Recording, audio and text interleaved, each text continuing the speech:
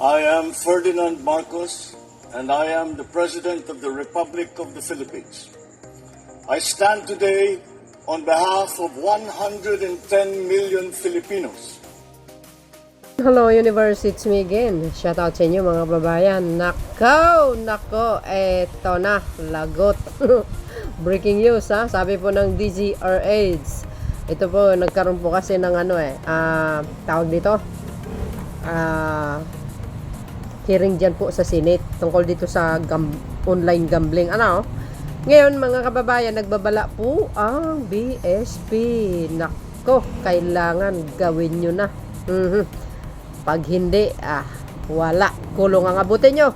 Today is August 14, 2025. Sinabi po dito mga kababayan ng DZRH News. Hala, lagot. Maganda to. Ito isiwalat natin para nang sa ganon ma-inform itong mga salot sa lipunan. Breaking news, binigyan ng 48 hours ng Bangko Sentral ng Pilipinas, which is ang BSP, ang mga e-wallet na mag-unlink sa mga online gaming platform ayon kay BSP Deputy Governor Mamerto Tangunan sa Senate hearing ngayong araw, August 14. Agay. Ito, basahin po natin para kumpleto detalyado. Sabi dito, Bangko Sentral ng Pilipinas, Deputy Governor Mamerto Tangunan announced that all e-wallet operators have been directed to disconnect with online gambling platform within the next 48 hours. Yoo-hoo! I love it. The order came after Senator Alan Peter Catayon raised concern during the Senate hearing about the withdrawal of e-wallet services from the online gaming sites. May order na tanggalin ang links so hindi sumusunod sa inyo. Cayetano ask. Agay. Tangunan confirmed that the BSP has instructed e-wallet operators to begin unlinking from the platforms immediately. We gave them 48 hours to take down the link. The BSP answered. The response sparked a heated exchange during the hearing, with Cayetano pressing the BSP to provide honest as answers. Agay. Be very clear here kasi hindi lukuhang ito. Hearing na to. Lukuhan ba ito? Konting pagiging forthright naman, he said. Go. So yung mga nagko-commenting na nyo, sabi ng isa, dapat lang dami nang nalulung dyan sa online, sugal na yan. Isa na akong nagkautang ako ng mahigit 100k. Hanggang ngayon nagbabayad pa ako.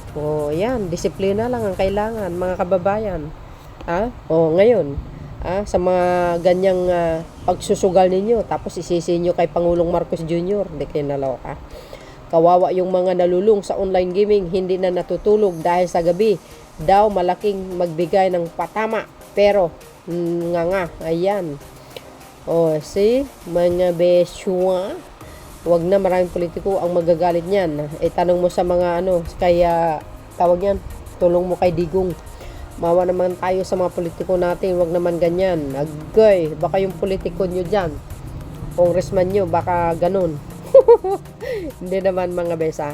Kasi mayroon tayong congressman na habang nagsuna, nakitang nanood ng isabong yata yun. Correct me if I'm wrong, pero dinay naman na talaga niya na hindi naman. Sana totoo yan, maraming krimen ang idudulot ng sugal. Yes, tama.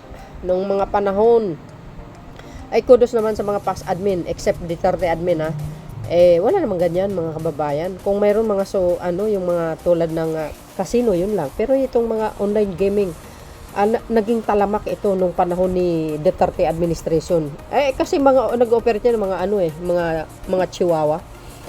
Good move. Saka po lagi na lang nag-pop up sa screen. Nako, sa akin totoo yun. Yung mga games na yan, para sumali ka, kainis, iniistorbo panood ko ng Itbulaga. Sana lahat ng online gaming, sis. Yan. Sana isama na rin sa investigasyon yung mga online lending app. Kaya nga, kasi I think guys, hindi ako pwedeng mabudol. Sa social media ako nakatutok. Ang dami ko napapanood ng mga na-scam, lalo na sa TikTok, na-scam, dami. So, doon ako bumabase na kailangan ko maging maingat. Kaya, hindi ako mauto. Even si TikTok magpadala sa akin ng email, hindi ko nire-response, no? Pati si, yung email ko galing sa YouTube, hindi ko nire-respond. Pag nire-respond ko, yes lang. Pero wala nang kasunod, hanggang doon lang.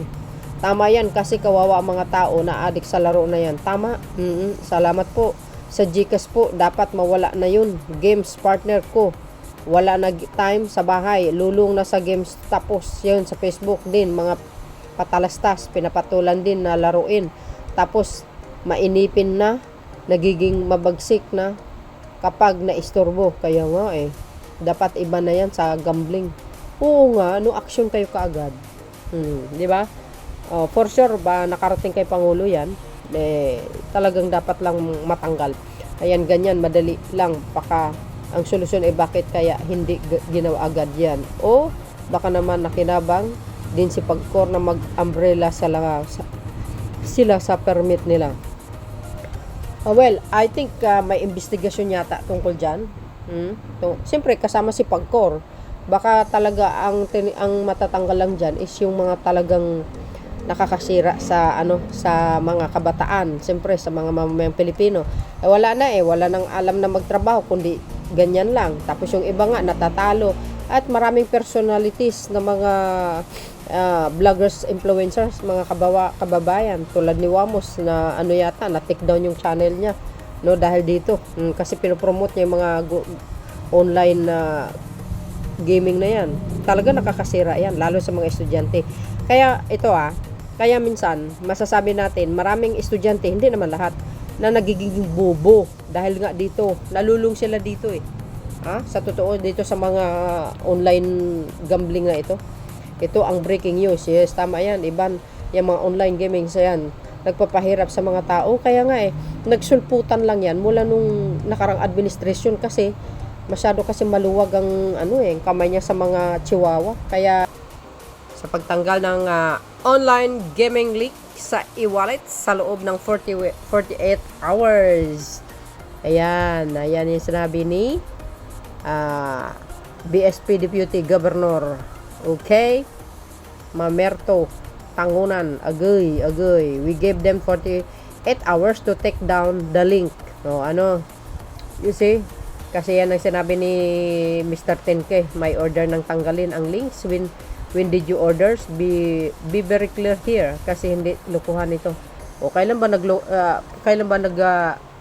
nagluko ang BSP? Ikaw naman, Cayetano. Baka ikaw diyan So yun mga kababayan, ang aking pinaka-latest updates video sa mga online gaming. Ihinto nyo na yan. Good luck na lang sa inyo. Maghanap kayo ng marangal na trabaho. Hindi yung sugal. Thank you guys for watching. See you again on my next upload. Bye bye and babus. God bless Philippines.